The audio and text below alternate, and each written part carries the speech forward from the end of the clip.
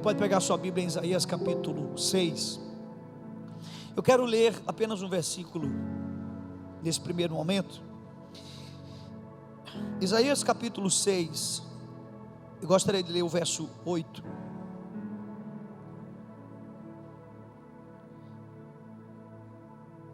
Diz assim a palavra de Deus.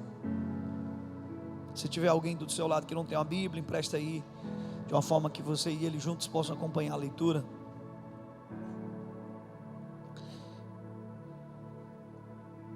Verso 8 do capítulo 16 do livro do profeta Isaías. Diz assim a palavra de Deus: depois disto ouvi a voz do Senhor que dizia: a quem enviarei? E quem há de ir por nós? Então disse eu: eis-me aqui. Grave essa expressão: eis-me aqui, envia-me a mim.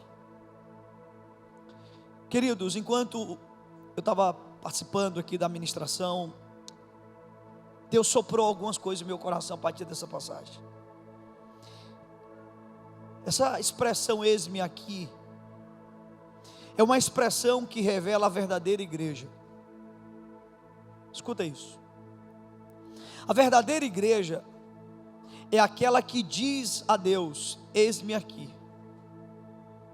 A falsa igreja é aquela que deseja que Deus diga a ela: eis-me aqui. Vocês conseguem entender a diferença? A igreja verdadeira se achega a Deus e diz para Deus: Deus, eis-me aqui. Mas a falsa igreja, ela quer o contrário. Ela quer um Deus que diga a ela: olha, igreja, eis-me aqui. Eis-me aqui para quê? Eis-me aqui para cumprir teus caprichos. Eis-me aqui para cumprir teus desejos. Cá entre nós, os mais fúteis desejos. O evangelho, ele não só liberta o ser humano da vida vil, da vida pecaminosa, mas o evangelho também liberta o homem da vida fútil, banal, sem sentido.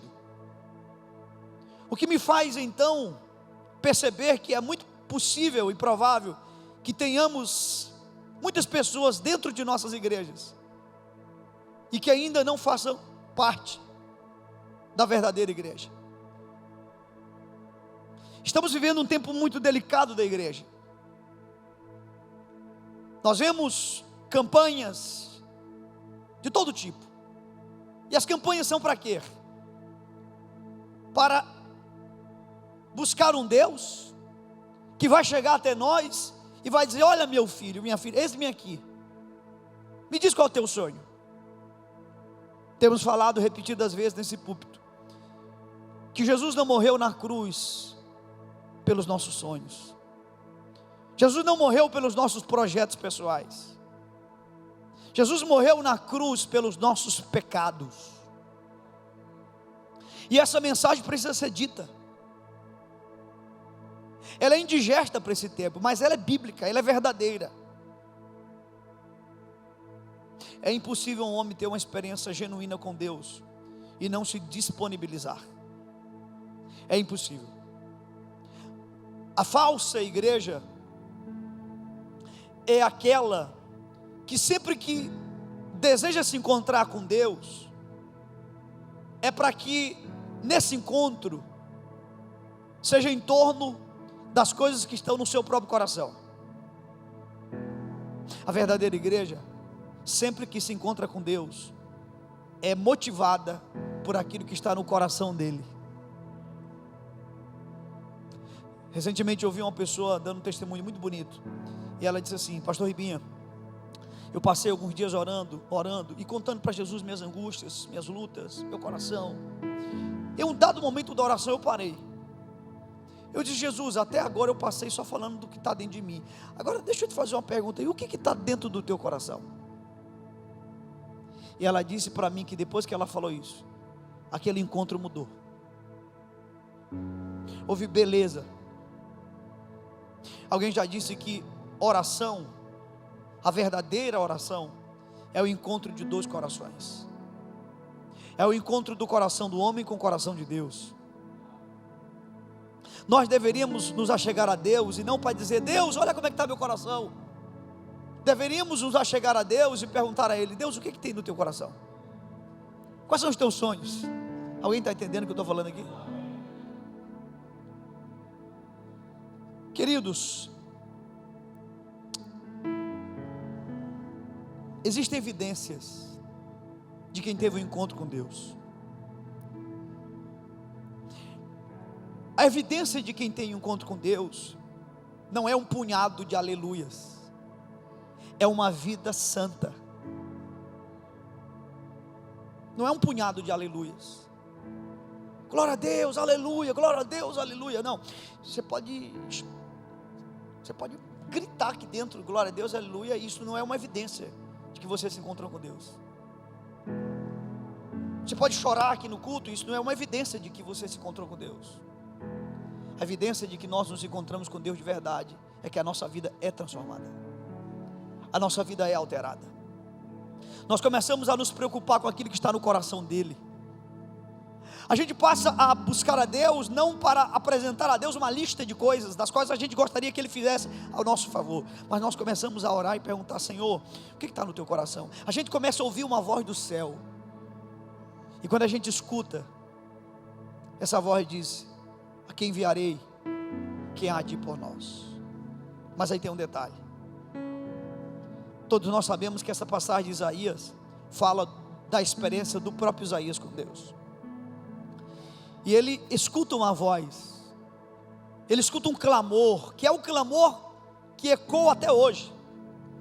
Esse clamor está aqui em Pinheiro, esse clamor está no Maranhão, no Brasil, nas nações da terra.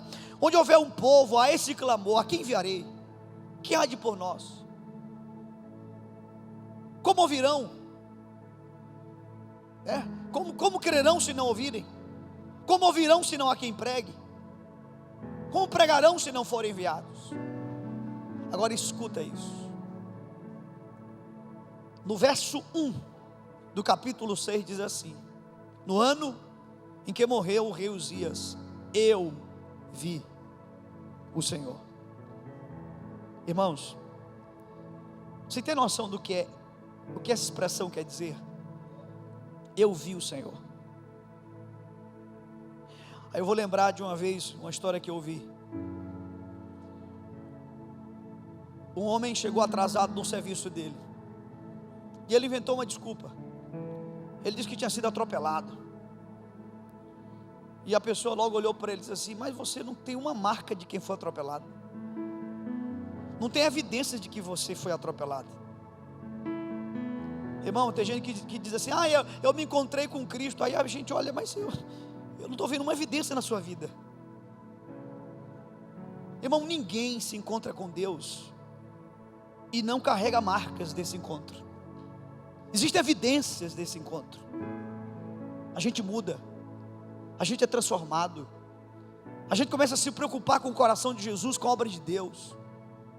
E quanto mais profundo ou profunda for a sua experiência com Deus, mais você terá entrega, dedicação e disponibilidade ao seu reino. Aqui fica uma dica para nós, e eu quero concluir com essa palavra aqui. Tomemos cuidado, porque o Isaías que diz no verso 8: eis-me aqui, é o mesmo Isaías que diz no verso 1: eu vi o Senhor. E o que é que Deus diz no verso 9? Deus envia. Nós não podemos cometer o erro como igreja de enviar a quem Deus nunca se revelou. Colegas pastores que estão aqui, líderes que estão aqui, não vamos cometer o erro de enviar quem Deus nunca se revelou. Acreditem, essas pessoas trabalharão com a Bíblia na mão, a serviço do diabo e não do reino de Deus.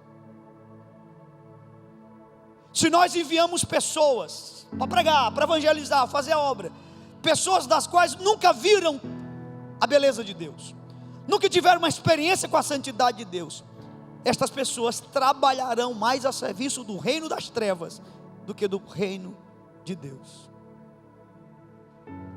Lembra daquele conto que eu já falei para vocês aqui? É um conto, não é você não pode ouvir como se fosse com os ouvidos da literalidade, é um conto.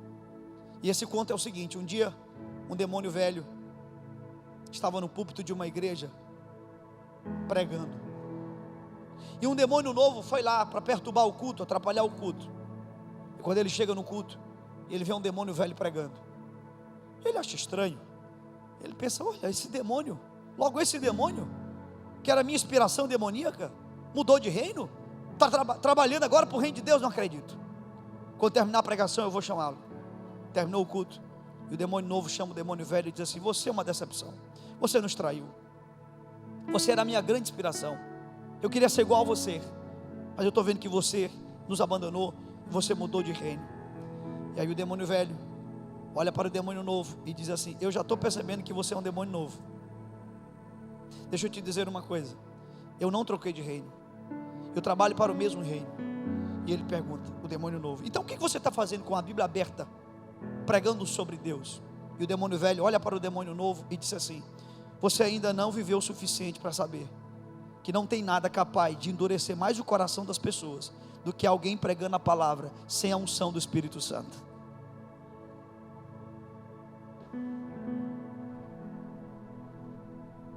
Homens em cima de púlpitos pregando sem graça de Deus é uma tragédia. Nós não queremos enviar ninguém que não tenha visto a beleza de Deus. Lembremos que Atos 1:8 diz o quê? Mas recebereis poder ao descer sobre vós o Espírito Santo, e ser-me-eis minhas, o quê? Testemunhas.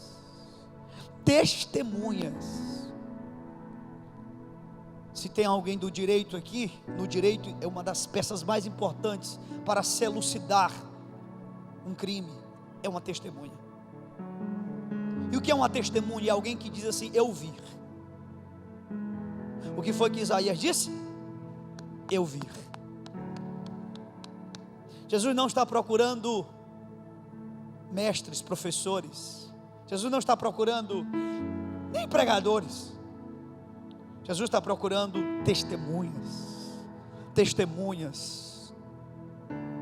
Irmãos, eu tenho visto nessa igreja aqui pessoas tímidas, que se eu entregar um microfone desse aqui, elas caem aqui em cima.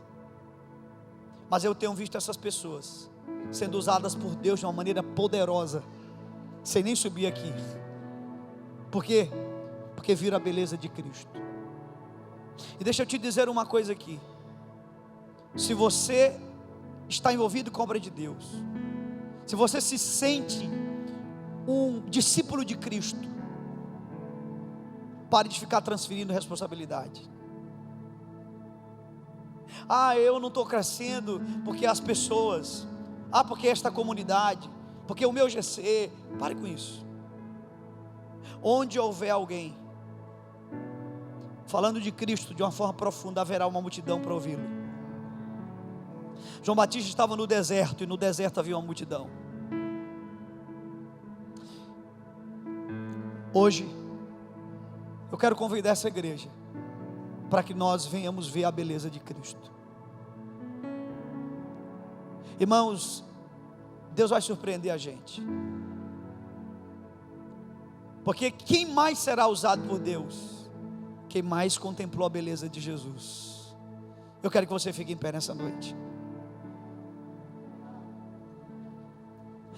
A verdadeira igreja é aquela que vai dizer: eis-me aqui. A falsa igreja é aquela que Deus diga para ela: eis-me aqui. Você já parou para pensar por que Jesus te trouxe para essa igreja? Você já parou para pensar por que você se converteu? Jesus tem um plano, Jesus quer usar você. Só que não basta você apenas ter habilidades. Escuta, irmãos, Eu quero que os pastores da nossa casa escutem isso com muita atenção. Meus líderes, o presbitério da nossa igreja, escute isso com muita atenção. Se a gente enviar, pastor Luciano, quem não viu as belezas de Cristo, será terrível. Se você que é membro da nossa igreja não contemplou ainda Jesus, será terrível. Por quê? Porque você colocará nas pessoas e na própria igreja expectativas das quais só Cristo pode saciar. Quantas pessoas se frustram com a igreja? Por quê? Porque colocam na igreja uma expectativa infantil, que só Cristo pode satisfazer. Tem gente colocando no cônjuge, num filho, num pai, num irmão, num pastor, num líder, expectativas que eles nunca vão conseguir corresponder. Por exemplo, nós esperamos, a gente vai dizer que não é verdade, mas basta olhar para as nossas atitudes e nós vamos perceber que parece que a gente fica esperando o tempo todo a perfeição das pessoas. Esperamos perfeição das pessoas com que convivemos, amigos, cônjuge, líderes e liderados. Você vai se frustrar. Você só pode esperar a perfeição de Cristo, porque só Ele é perfeito. Só Ele é perfeito. A coisa mais preciosa que pode acontecer com alguém aqui é Ele abrir os teus olhos, os meus olhos, e que nós possamos ver. Que experiência essa de Isaías?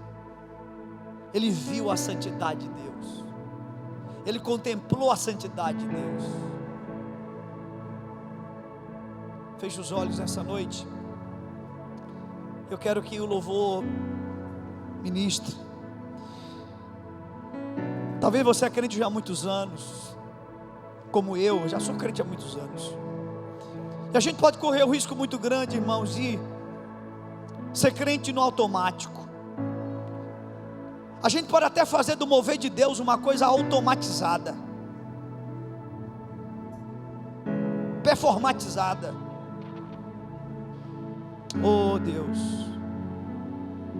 nós não podemos te surpreender, mas o Senhor pode nos surpreender.